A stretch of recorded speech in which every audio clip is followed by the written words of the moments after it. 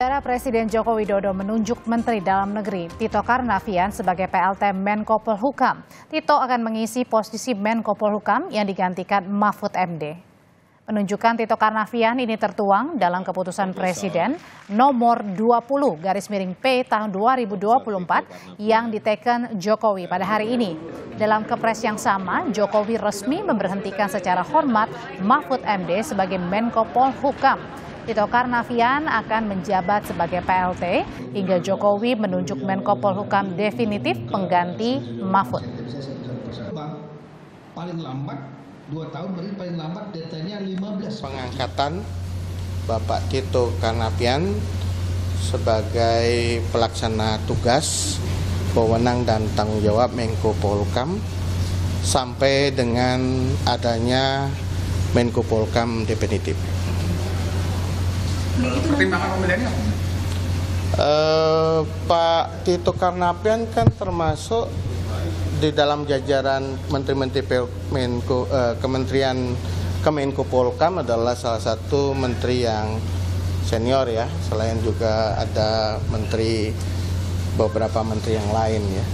Jadi Bapak Presiden menunjuk beliau sebagai Menko Polhukam, PLT Menko Polhukam. Lebih lengkap tentang penunjukan Tito Karnavian sebagai PLT Menko Polhukam dan isu kabinet Jokowi tak solid, kita saat ini terhubung dengan jurnalis Kompas TV Triksi Valencia di Istana. Triksi, jadi sebenarnya apa alasan Presiden Jokowi ini menunjuk Tito Karnavian sebagai PLT Menko Polhukam?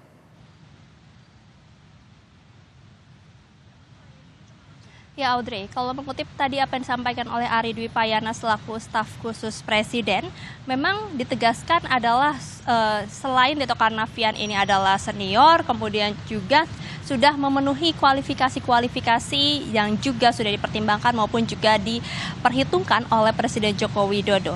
Kalau misalnya tadi kami mengutip, tadi ada beberapa hal yang dijabarkan seperti misalnya dari posisinya Tito Karnavian yang juga sudah menduduki posisi Menteri Strategis yakni Menteri Dalam Negeri, kemudian juga dari kinerja-kinerjanya yang sudah mulai terlihat dan berjalan baik, seperti misalnya dari kinerja politik maupun juga di keamanan dan kerjasama melalui institusi maupun juga yang ada di dalam dan di luar pemerintah ini berjalan dengan baik. Sehingga itu kemudian yang menjadi pertimbangan, menjadi perhitungan dari Presiden Joko Widodo menetapkan dan juga mengangkat Tito Karnavian yakni Menteri Dalam Negeri sebagai PLT Mahfud MD, PLT Menko Polhukam menggantikan Mahfud MD maksud kami, sampai nantinya ada Menko Polhukam definitif ataupun juga Menko Polhukam yang ditetapkan oleh Presiden Joko Widodo.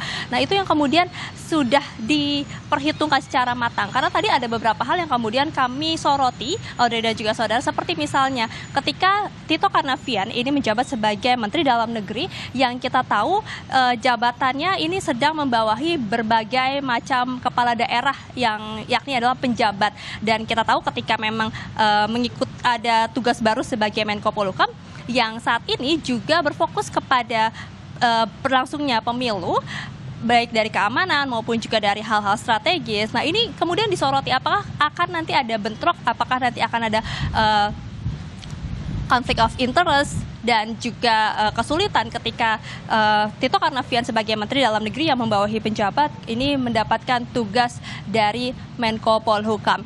Nah ini tadi ditegaskan oleh Ari Dwi Payana bahwa memang sudah ada perhitungan khusus dari Presiden Joko Widodo sehingga dipastikan dan diyakinkan tidak ada konflik of interest, tidak ada kepentingan-kepentingan yang kemudian akan terjadi ketika Tito Karnavian ini menjabat sebagai Menko Polhukam, karena memang juga akan ada staf-staf lain maupun juga akan ada support lain yang akan mendukung kinerja dari Tito Karnavian sebagai Menko Polhukam. Jadi tidak akan ada gangguan ataupun juga konflik interest ketika Tito Karnavian sebagai Mendagri dan juga mendapatkan jabatan baru ataupun juga tugas baru sebagai Menko Polhukam.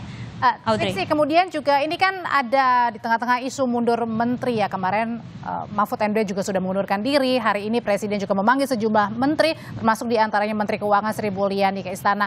Sebenarnya apa agenda pemanggilan Sri Mulyani ke Istana hari ini, Triksi? Ya, tadi juga disampaikan oleh Ari Dwi Payana, staf khusus Presiden, bahwa memang ini seperti rapat-rapat pada umumnya. Presiden Joko Widodo bisa memanggil menterinya untuk kemudian membahas hal-hal yang diperlukan, yakni seperti misalnya Sri Mulyani, yakni membahas tentang APBN 2024 yang juga sudah disahkan dan juga sudah berlangsung pada tahun ini. Untuk lebih lengkapnya, Audrey dan juga saudara, kita dengarkan kutipan wawancara Ari Dwi Payana, staf khusus Presiden berikut ini. Ini memang direncanakan, tadi pagi kan teman-teman banyak bertanya ke saya berkaitan dengan diundangnya Bu Sri Mulyani untuk menghadap Presiden pada siang hari ini.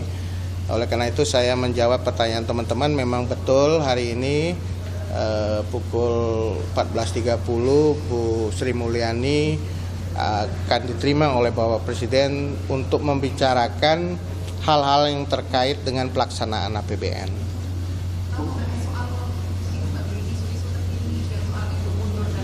Oh enggak, kita bicara soal APBN.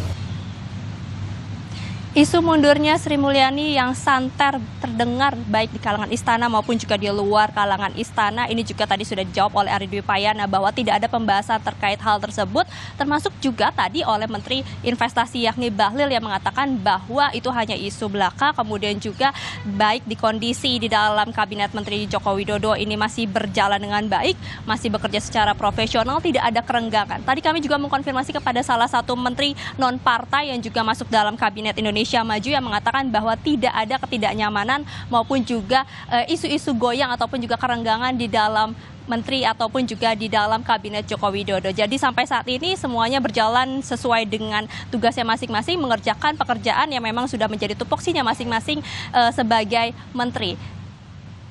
Rizky Valencia melaporkan dari Istana Kepresidenan Jakarta. Terima kasih.